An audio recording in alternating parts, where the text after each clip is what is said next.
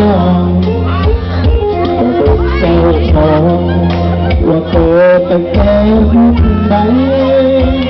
ที่หวังสั่งเขาจะตายคนเดียวทั้งห้องให้กลั้นน้ำตาไว้มันไหลลงหัวใจเดียวครับขอขอบคุณแขกทุกคนนะครับแต่ที่กลับนะครับการชุดต่อไปก็เป็นอยู่นี่แหละครับบอกผมคิดนักน้าพอพักขนมเจ้าพาพาอีกเข้าห้องก็ห้องเขาเจ้าเสียงน้องหลบทาง